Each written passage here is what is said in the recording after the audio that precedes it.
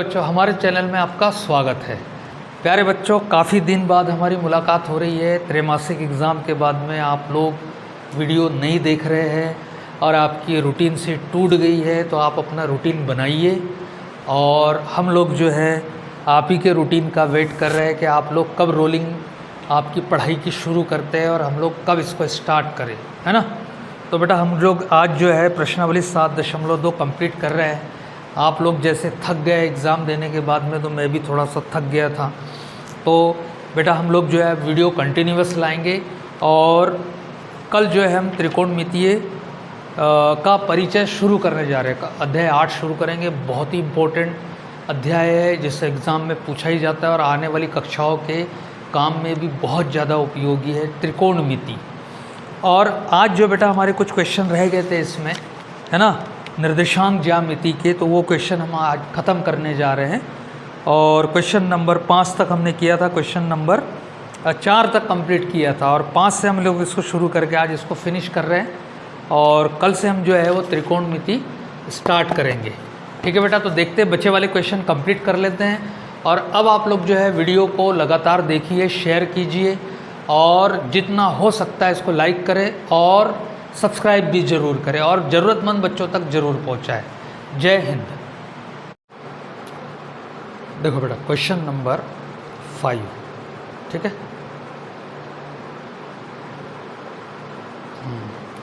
वह अनुपात ज्ञात कीजिए जिसमें बिंदु A 1 - 5 B - 4 5 को मिलाने वाला रेखाखंड एक्स अक्ष से विभाजित होता है। यानी इन दो बिंदुओं से बनने वाली रेखा को एक्स अक्ष जो है वो क्या करता है, विभाजित करता है। इस विभाजक बिंदु के निर्देशांक भी ज्ञात कीजिए। देखो बेटा मान लेते हैं ये हमारे पास में जो है y और ये x अक्ष, ऐसा मान लेते हैं, ठीक है। और मान लेते हैं x अक्ष पर कोई बिंदु P है और इस बिंदु के निर्देशांक जो है वो x और क्या होंगे, 0, क्योंकि x अक्ष पर y क्या होता है, 0 होता है। और ये जो है इस रेखा AB को विभाजित करता है, ऐसा मान लेते हैं, ठीक है। जिसमें बिंदु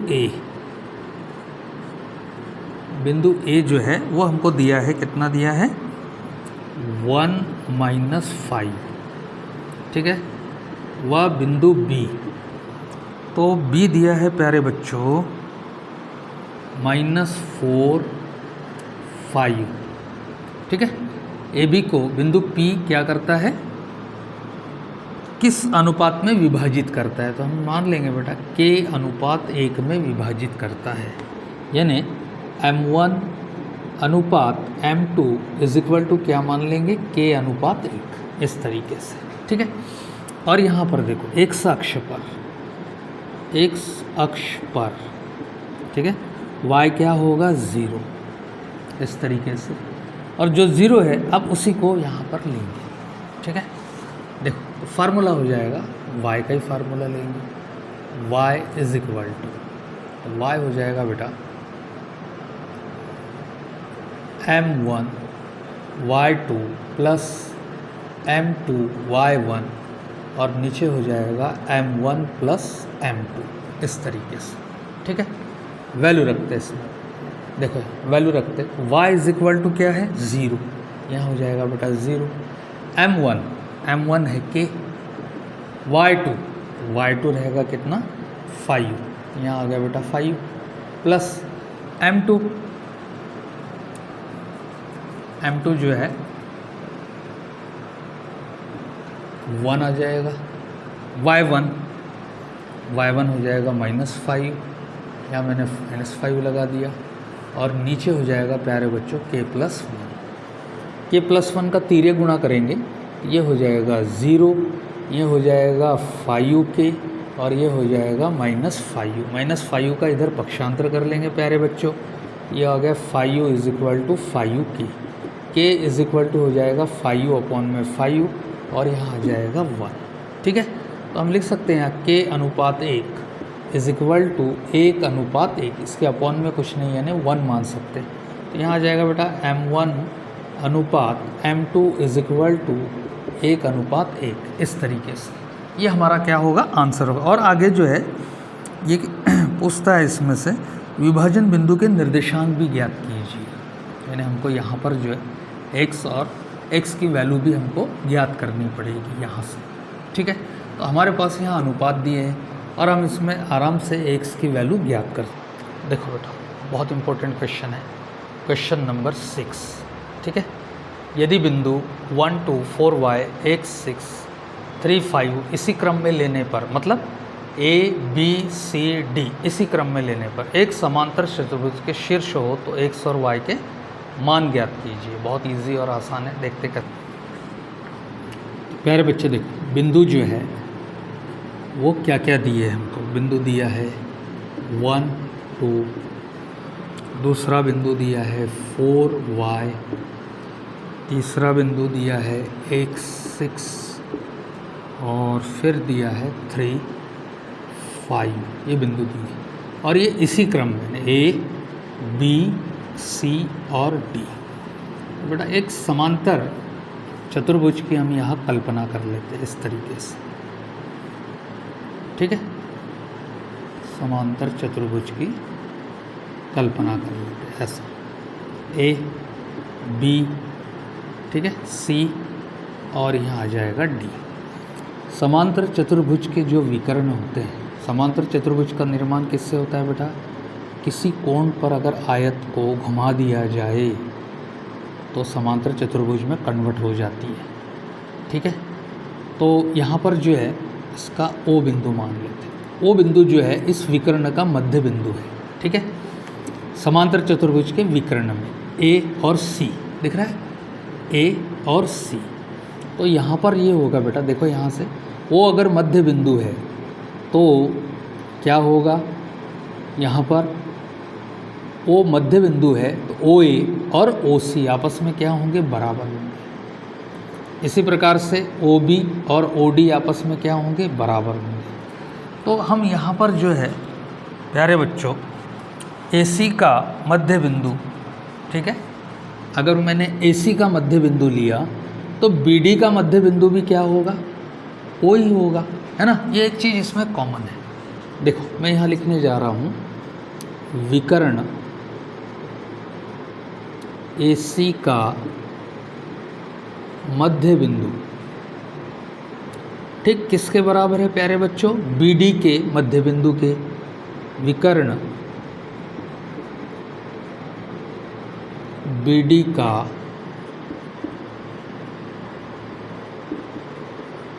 मध्य बिंदु, ठीक है। BD का भी O है और AC का भी O है, इसलिए आपस में बराबर रहेंगे, ठीक है। अब मध्य बिंदु के निर्देशांक बेटा, है ना, हमने जो है AC का मध्य बिंदु हमको निकालना है। AC का मध्य बिंदु, ठीक है, A और C, A और C का मध्य बिंदु सूत्र लगा देता हूँ मैं, x1 प्लस x2 अपॉन में 2, y1 प्लस y2 अपॉन में 2 इज इक्वल टू, इधर भी क्या हो जाएगा, x1 प्लस x2 अपॉन में 2, y1 प्लस y2 अपॉन में, ठीक है। मध्य बिंदु हमने पढ़ा है।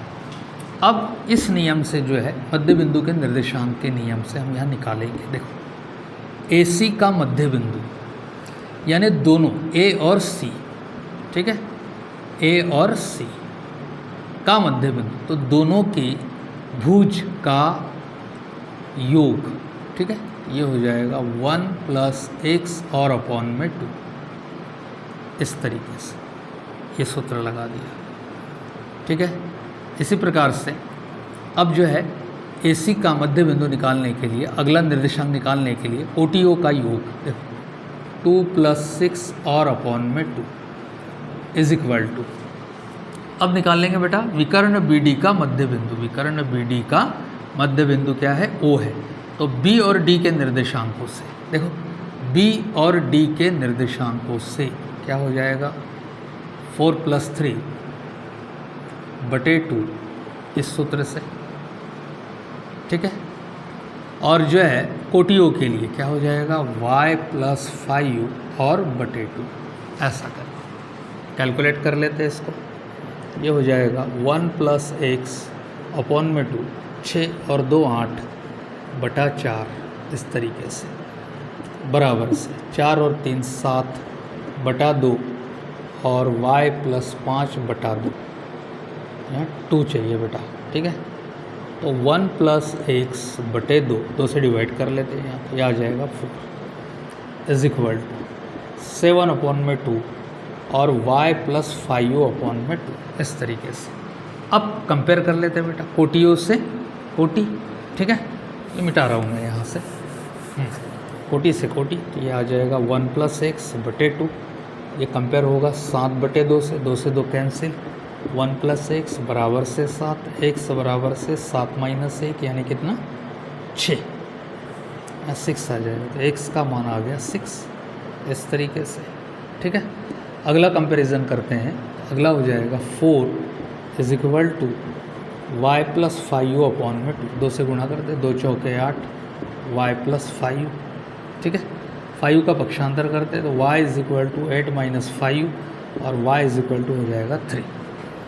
x बराबर से 6 और y बराबर से 3, ये इसके निर्देशांक रहेंगे।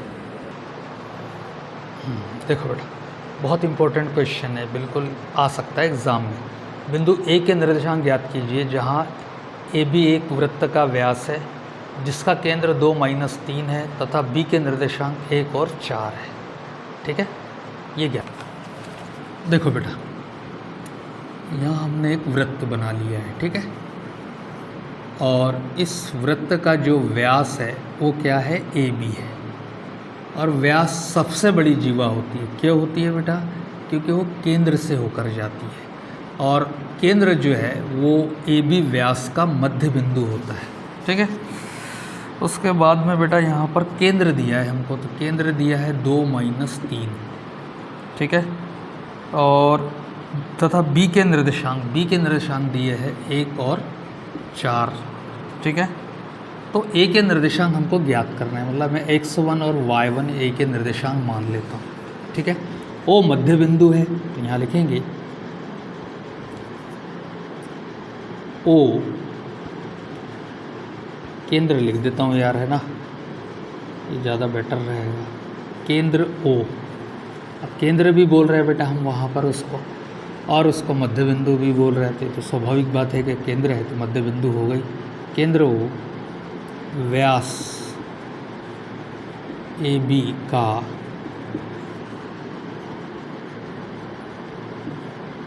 मध्य बिंदु है, ठीक है।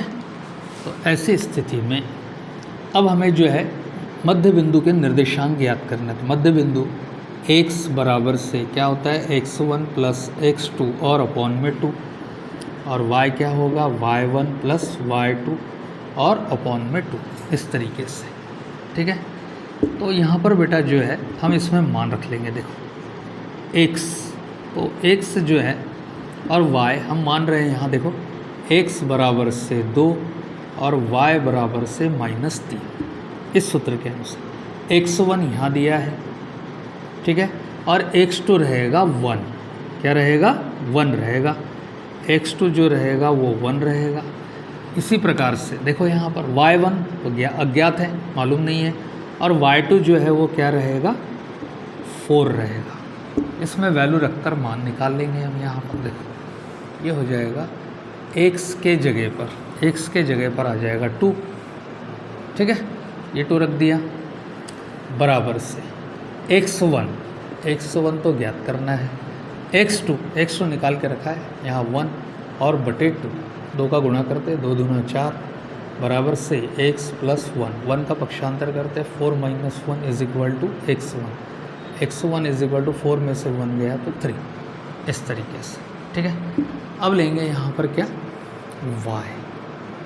y is equal to y1 plus y2 और अपॉन में 2।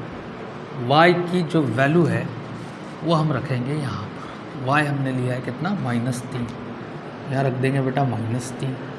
y1 ज्ञात करना है, y2 4 है और अपॉन में 2 रख दिया, 2 का गुणा करते हैं -6, y1 प्लस 4 का पक्षांतर करते हैं -6 -4 is equal to y1 is equal to हो जाएगा बेटा -10, तो ए के जो निर्देशांक थे, ए के जो निर्देशांक थे वो क्या बन गए 3 और -10।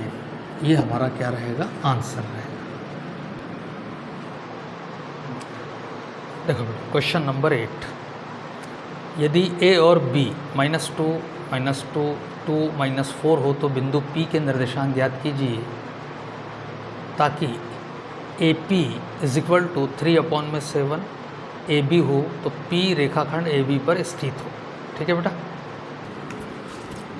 तो एक रेखाखंड ले लिया बेटा हमने AB और इस पर जो है बिंदु P स्थित है। ठीक है, इसके बाद में कंडीशन यहाँ दी है, पहले बिंदु ले लेता हूँ -2, उसके बाद में बिंदु B जो है वो 2 और -4 ले लिया। ठीक है, और बेटा यहाँ अनुपात नहीं मालूम है, M1 और M2 नहीं मालूम है इसके। ठीक है, तो यहाँ पर हमको दिया है कि AP बराबर से 3/2, 3/7 है यार AB, इस तरीके से। ठीक है, और हमको जो है AP अनुपात PB चाहिए, तो PB तो है नहीं बेटा यहाँ, हम क्या करते हैं यहाँ AP बराबर से 3/7, AB को लिखेंगे, कैसा लिखेंगे AB को, AP + PB, इस तरीके से। 7 का इधर गुणा करते 7AP, 3 का अंदर गुणा करते 3AP + 3PB, ऐसा 7AP - 3AP बराबर से 3PB, मान निकाल लेते। 7AP में से 3AP गया, 4AP = 3PB, और इसको लिखेंगे बेटा AP/PB बराबर से 3 और अपॉन में आ जाएगा 4, मतलब ये हुआ 3 और ये हुआ 4, ऐसा करके। ठीक है, और हमको जो है ज्ञात करना है इसमें P के निर्देशांक ज्ञात करना है। P के निर्देशांक क्या मान लेते हैं, X और Y। ठीक है, तो यहाँ हो जाएगा बेटा X1 कितना है -2, Y1 ये हो जाएगा -2। ठीक है, X2 ये हो जाएगा 2 और Y2 हो जाएगा -4। पहला विभाजक बिंदु X, M1 X2 + M2 X1, और नीचे हो जाएगा क्या M1 + M2, मान रख लेंगे। M1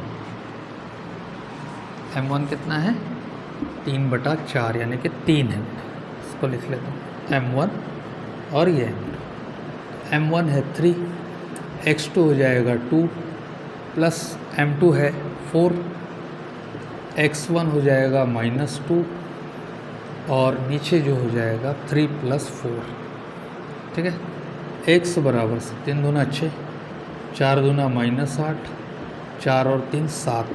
ठीक है, ये हो जाएगा बेटा बड़ी राशि का चिन्ह -8 में से 6 गया 2, -2/7। इसी तरीके से Y, M1 Y2 + M2 Y1, नीचे आ गया M1 + M2, इसमें भी वैल्यू रख लेंगे। M1 कितना है 3, Y2 है -4 + M2, ठीक है, M2 है 4 और Y1 है -2, ये हटा देता हूँ यार ऐसा, और नीचे हो जाएगा कितना 3 + 4।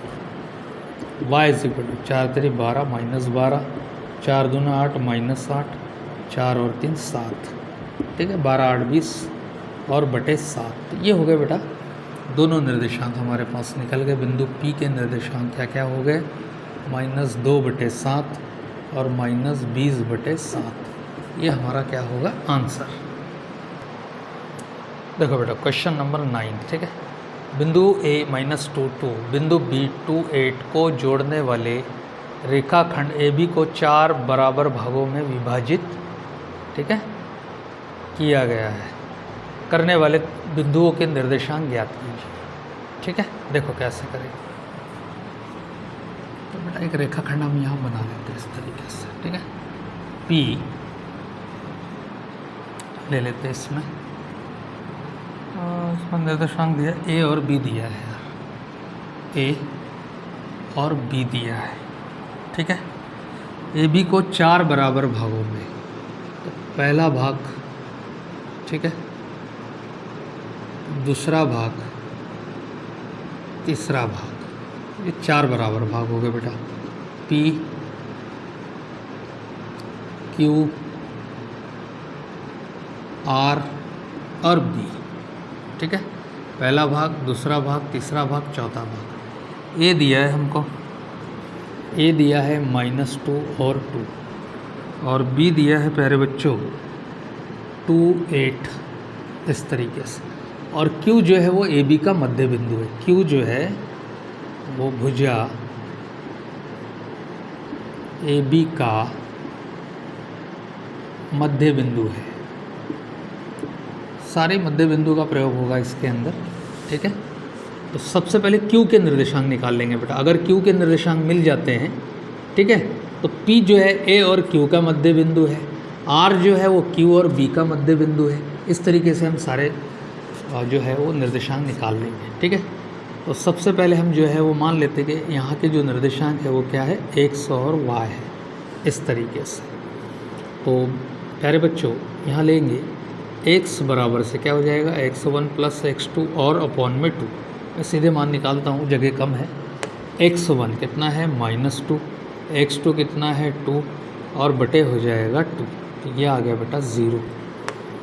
y = y1 + y2 बटे 2, ठीक है। y ले लेते हैं 2, y1 और y2 ले लेते हैं 8 बटे 2, 8 और 2 10, 10 बटे 2 यानी 2 पंचे 10। तो पहला जो निर्देशांक है वो निकल जाएगा बेटा क्या, 0 और 5। तो हमको Q मिल गया है क्या, 0 और 5, ये वाला। अब जो है हम P के निर्देशांक निकाल लेंगे, ठीक है। P के निर्देशांक x डैश और y डैश मान लेते, ठीक है। x डैश फिर से बेटा x1 + x2 अपॉन में 2 मान निकाल लेते हैं। अब Q जो है, Q कितना है हमारे पास में, 0 और 5 है प्यारे बच्चों। तो दोनों की भुज -2 + 0 बटे 2, तो -2 बटे 2 आ गया -1। y डैश y1 + y2 बटे 2, ठीक है, ये हो जाएगा बेटा 2 + 5 दोनों y और बटे 2, ये आ गया 7 अपॉन में 2, ठीक है। तो बिंदु हमने कौन सा निकाला है, P। तो P के निर्देशांक बन जाएंगे -1 और 7 अपॉन में 2, इस तरीके से। अब बचा R, ठीक है। तो R के प्यारे बच्चों हम यहाँ मान लेंगे x1 व y1, जो भी मान लो फिलहाल में, या 1 ले लिया हो तो फिर यहाँ पर जो है x2 y2 ले लो। तो x2 हो जाएगा x1 + x2 और अपॉन में 2, और डैश ले लेते बेटा इस पर, इस तरीके से, ठीक है, ताकि अलग लगे। हाँ, तो x1 देखो, x1 हो जाएगा 0 + 2, तो ये हो गया 0 + 2 अपॉन में 2, 2 बटे 2 यानी कितना 1। और y2 डैश ये हो जाएगा y1 + y2 बटे 2। अब यहाँ पर जो है y1 क्या हो जाएगा, y1 और y2 ये दोनों के लिए 5 + 8 और अपॉन में 2, 8 + 13 और बटे 2। इस प्रकार से बेटा हमारे पास सारे निर्देशांक हो गए, ठीक है। तो P जो है वो निकला -1 7/2, Q जो है वो निकला 0 5, और R जो है वो निकल गया है कितना 1 और 13 अपॉन में 2। PQR और A और B हमको दिया है, ये हमारा आंसर होगा। बड़ा क्वेश्चन नंबर 10 है ना। एक समचतुर्भुज का क्षेत्रफल ज्ञात कीजिए जिसके शीर्ष इसी क्रम में, ठीक है, ये शीर्ष दिए बेटा A B C D, और संकेत दे दिया, फार्मूला दे दिया है कि समचतुर्भुज का क्षेत्रफल 1/2 उसके विकर्णों का गुणनफल, यानी हमको विकर्ण निकालना है, पहला विकर्ण गुणा दूसरा विकर्ण। बेटा एक समचतुर्भुज हम यहाँ बना लेते हैं इस तरीके से। ठीक है। और इसमें जो है ए ले लेंगे, दूसरा हम इसमें ले लेंगे बी, क्रम से लेना है, ए बी सी और डी। एक विकर्ण ये वाला और एक विकर्ण ये वाला, ठीक है बेटा। और इसको जो है वो दो बिंदुओं के बीच की दूरी के सूत्र से निकालना पड़ेगा, ठीक है। और निर्देशांक ले लेते बेटा हम यहाँ पर, ठीक है। ए हो जाएगा 3 0, बी हो जाएगा 4 5, सी हो जाएगा -1 4 और डी हो जाएगा -2 तो डी का हो जाएगा -2 -1, ठीक है। एक समचतुर्भुज बेटा हम यहाँ बनाने जा रहे हैं, ठीक है। ए बी सी और ये डी, ए सी विकर्ण और बी डी विकर्ण, ठीक है। ये जो दिया है हमको प्यारे बच्चों 3 0, यहाँ दिया है 4 5, यहाँ दिया है -1 4 और यहाँ दिया है -2 -1, इस तरीके से, ठीक है। तो इसमें बेटा जो है वो ए सी और बी डी हम यहाँ निकाल लेंगे, ठीक है। तो विकर्ण ए सी कैसे निकालेंगे, दो बिंदुओं के बीच की दूरी के सूत्र से, x2 - x1 का स्क्वायर प्लस y2 - y1 का स्क्वायर। ए सी बराबर से देखो ए सी कैसे निकालेंगे, ठीक है। ए सी ये हो जाएगा 3 + 1 का स्क्वायर प्लस दूसरा हो जाएगा 0 - 4 का स्क्वायर और यहाँ आ जाएगी बेटा ए सी, 3 और 1 4 का स्क्वायर 16 और 4 का स्क्वायर 16। तो ये हो रहा है प्यारे बच्चों कितना 32, और 32 को लिख सकते हैं हम यहाँ पर क्या 4 8 32 होता है, ठीक है। या 16 दूना 32 करो यार, ये ज़्यादा अच्छा रहेगा। 16 का वर्गमूल 4 और √2। इसी तरीके से बी डी, ठीक है, बी डी निकाल लेते हैं। ये रहा बी डी, ये हो जाएगा बेटा 4 + 2 का स्क्वायर, ठीक है। x2 - x, ऊपर नीचे किसको हटाया जा सकता है, कोई दिक्कत नहीं। और 5 माइनस हो जाएगा 1 तो +1 का स्क्वायर। तो बी डी बराबर से 4 और 2 6 का वर्ग कितना 36, 5 और 6 का वर्ग 36 और ये हो जाएगा बेटा कितना 72। तो बी डी कितना निकल गया, कितना हो जाएगा 8 9 72, ऐसा करके लिखा जा सकता है ना। 9 8 72 लिख सकते हैं, या फिर इसी करनी में लाते हैं इसको 36 दूनी 72, ऐसे तो बन रहा है यार 6√2। अब जो है समचतुर्भुज का क्षेत्रफल मैं यहाँ लिख देता हूँ, ए बी सी डी का क्षेत्रफल, ठीक है। और ये क्या है समचतुर्भुज है, बराबर से क्या है 1/2 पहला विकर्ण गुणा दूसरा विकर्ण, और मान लिख लेते हैं इसमें 1/2 पहला विकर्ण 4√2, दूसरा विकर्ण 6√2, ठीक है। हल कर लेते हैं इसको, 6 चौके 24 और 24 का आधा 12 और √2 कितना आ जाएगा 2, तो 12 दूना कितना हो जाएगा 24 इकाई। ये हमारा क्या होगा आंसर।